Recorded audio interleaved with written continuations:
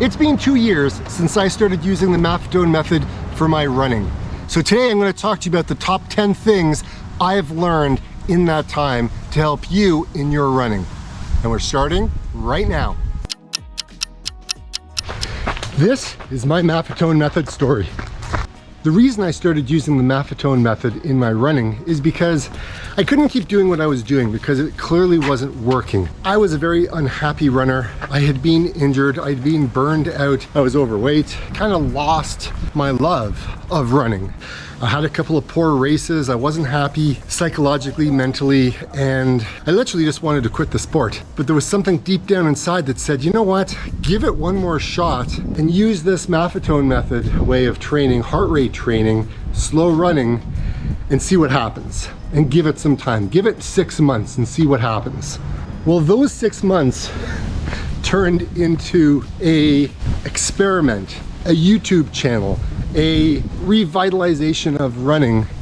I had very few goals when I started.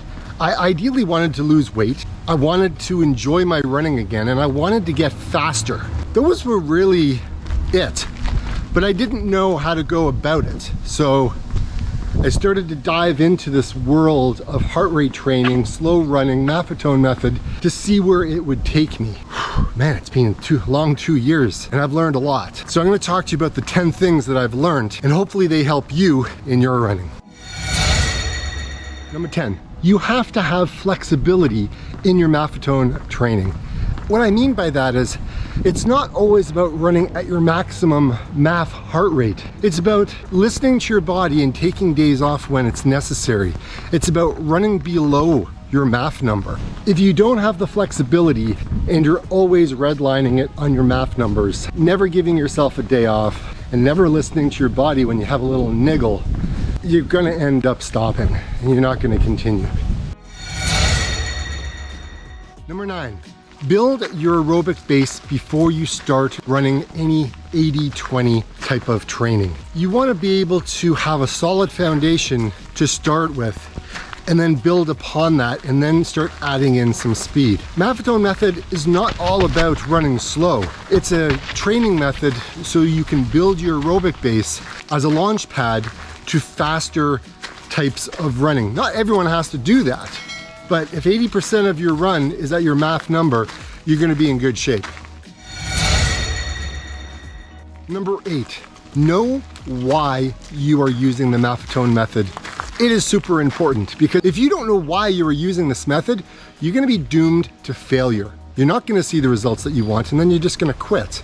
So set some strategic goals in your running and slowly work towards them. But if you've got a goal, and you know why you're doing it, and you're seeing improvement, and you're getting faster, stick with it. You'll get there, just like I am. Number 7, not everybody is the same, and not everyone is gonna see the same results. So stop comparing yourself to others and focus on you. Number 6, it's hard to run slow. Your gait is going to shift. It's going to change. You're going to find yourself shuffling along as opposed to running. You can improve just by walking just as much as running. It just depends on your level of fitness and where you're coming from. Have you been running for 1 year, 6 months, 2 months, just starting out? Or have you been running for 5 years, 6 years, 10 years, 20 years, or 30 years? It really doesn't matter. Everybody can benefit from running slow, building up your aerobic base. Number 5, cross training, foam rolling, strength training. These are very, very important in your running, so you don't want to neglect them. To be a strong runner, I've been learning you got to incorporate these things, otherwise you're going to start running into some problems.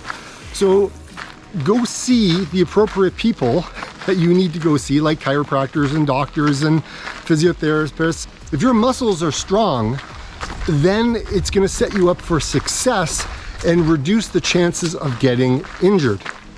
Don't neglect it. I did, and you don't wanna go down that road. The hotter it is and the more humid, the slower you're gonna have to go. 4, losing weight is not all about just running. And if your diet sucks, if you're eating all the wrong foods, like processed foods and a lot of junk, trust me, but the more weight that we have, the higher our heart rate is gonna be. So it's gonna take a bit to slowly bring that down. And if your eating habits are messed up and your sleeping habits are messed up, you're not recovering and your weight gain is going to yo-yo, specifically if you are eating at the wrong times of the day and you're eating the wrong types of foods. You can't outrun a bad diet. Habit, it takes about 22 days for it to form. You wanna make sure when you're setting yourself up for success, you've got your habits down. And then when you've got your habits down, then your weight loss will start to happen because you're getting the amount of sleep and the recovery that your body needs, and you won't be snacking in the middle of the night when you should be sleeping. Habits are very important.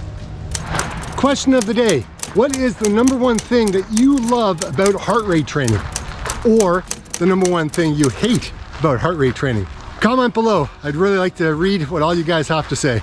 And thank you so much for all of the support for all of my viewers, whether you're new or whether you've been watching for a while. Thank you for the subs. And guys, if you liked the video, just hit the like. Thanks everyone.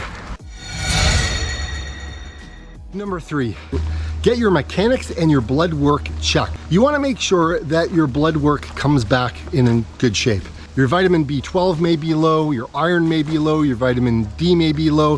There's a lot of things that can be low, or things could be too high, right? Your cholesterol could be too high, your blood pressure too high. And then your mechanics, you really want to get those checked out, because if your body is not in alignment, then you could be compensating with one leg over the other or one hip or something like that. And when you're running, it could be putting a lot of strain on certain muscles, causing a possible tear. So you want to make sure that your mechanics are checked, your blood work is in good shape, and you also get an EKG, I think that's what it's called. My doctor did one of those on me as well, and make sure your heart is in good shape. So go see your doctor before you do any of these things, because you really want to make sure you're in good shape. Running 6,207 kilometers in the course of 2 years has taught me a lot about consistency. And so if you want to be successful in this method, it's about getting up every day and doing the work. It's about showing up for your goals, showing up for you as a person to be able to reach those targets that you've set for yourself. My second year hasn't been that great. And that's because I got hurt. I didn't listen to my body. I didn't do all the things that I'm telling you to do. For me, running 8 to 12 hours a week was a sweet spot, and I saw a lot of success with those numbers. Having the consistency allowed me to run a 50-miler. That's 80 kilometers. That's crazy when you think about it. And I started off the year only running a 10-kilometer. It works, you just have to put in the time. I got some PBs as well, running a fast 10K, running the most elevation gain I've ever run in my life. Being able to run on the trails and the road, putting in that consistent work day after day, it taught me so much about myself and about what I'm capable of doing. Number 1, patience, dedication, and time. If you don't have any of those things, then you're gonna have a hard time with this method. This is not a quick fix for your running. This is a process. This is months of work to build up your base. Some people will build up faster than others, but if you don't have the time to train using this method, at least bare minimum of 1 hour a day, 6 days a week, it may be hard for you to see the results that you're looking for. So time, patience, and dedication will really make a difference in helping you achieve your goals. Now, if you're looking for something to help you and to get you motivated to get to the next level, take a look at my video right here about my 50-mile race. I think it'll help you get motivated to get out, put in the work, and get her done. Am I going to continue using the Maffetone method? Absolutely. Base training is the foundation of running. And so if you don't have a good base, then you may want to think about trying this out and see how it works for you. If you're burned out, if you're fed up with running, if you want to lose some weight, all of those things, if you want to get back into the sport that you love, and you want to be able to do this for a long time, as well as getting faster, then this certainly can be the method for you.